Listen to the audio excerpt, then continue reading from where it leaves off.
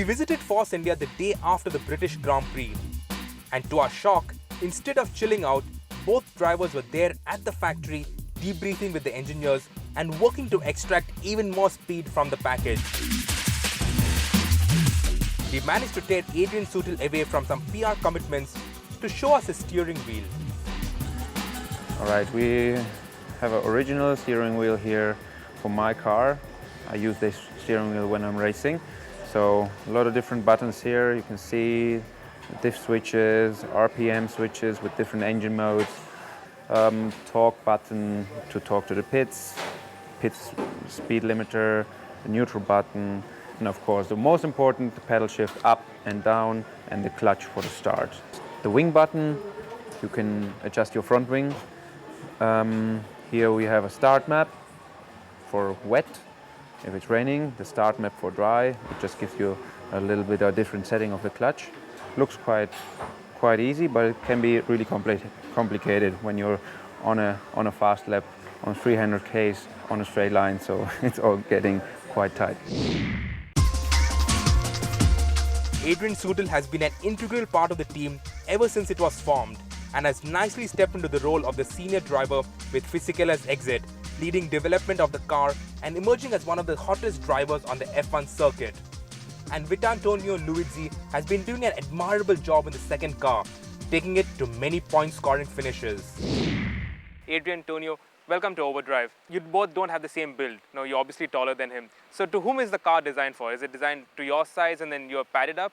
I guess it's more for him because I'm really easygoing inside from my size. I think he has more problem to fit in to hit something. Am I right? Yeah, I think so. Yeah, you have to build, I think, the car for the tallest driver. Yeah. So how different is your driving styles?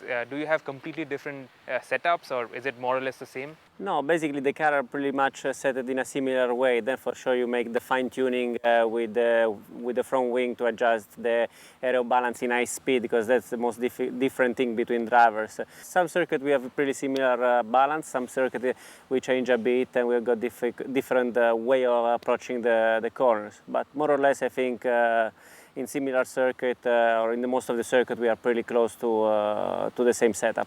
Tony, how different is the atmosphere here at the Force India camp compared to Red Bull, Toro Rosso before that? I believe you're quite the party animal.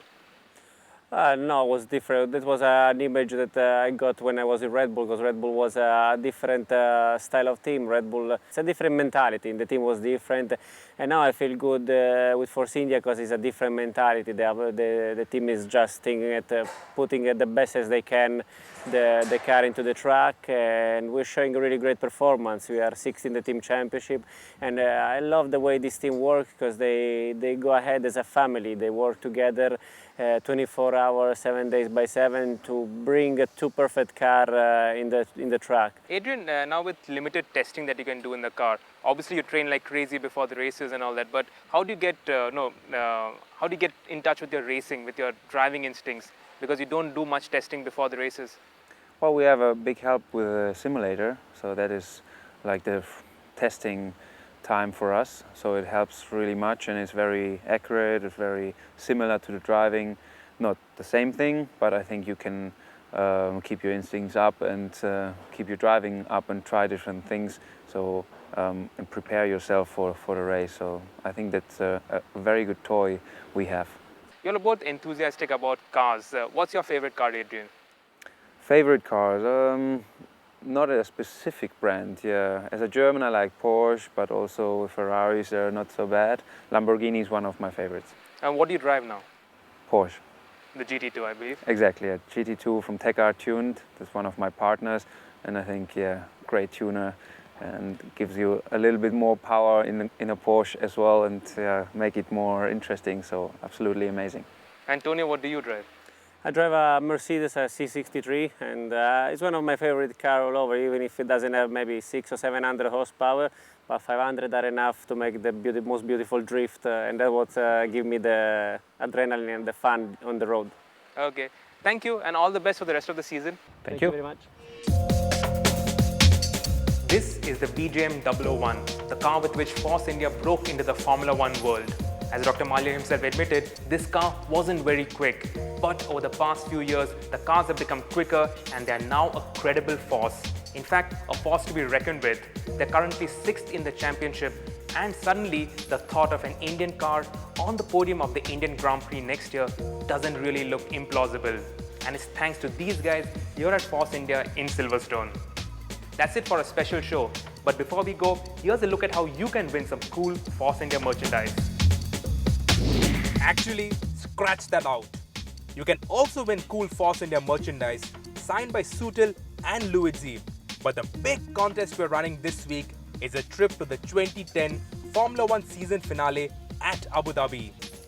2 lucky Overdrive viewers stand a chance to win an all-expenses-paid trip to the Abu Dhabi night race and will watch the race as guests of the Force India Formula 1 team. All you gotta do is answer this simple question. Force India's racing headquarters is A at Bangalore, B Silverstone, or C Monaco. Email your answers to contest@overdrive.co.in, subject Force India F1 Abu Dhabi.